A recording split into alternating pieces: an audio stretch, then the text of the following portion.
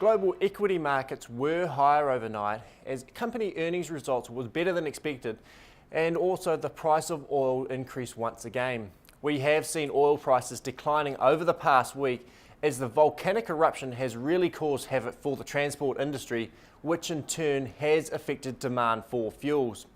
Oil prices were back up close on $85 per barrel overnight as the ash cloud begins to clear and transport gets back underway across Europe. In general, we are predicting that oil prices will continue to increase from current levels. This, combined with a gradually weakening New Zealand dollar into next year, will mean higher fuel prices for everyone here in New Zealand. The New Zealand dollar was trading at 71.10 against the US dollar on Wednesday morning.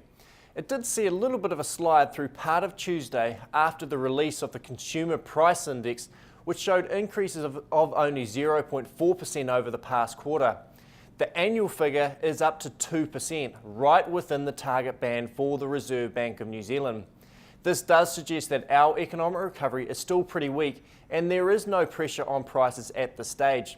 This leaves scope for the Reserve Bank to hold off increases in the OCR until later.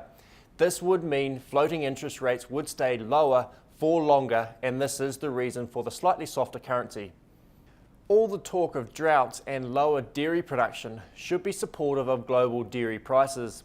Australian production is much lower, with estimates suggesting that their production will be back about 4 to 6% from last year levels. The European winter, of course, has been very harsh, and their season is running about 4 to 6 weeks behind schedule.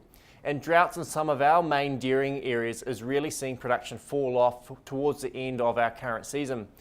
All this tight supply globally should be very supportive of global dairy prices. It is too early to tell if the current price levels can be maintained through the medium term.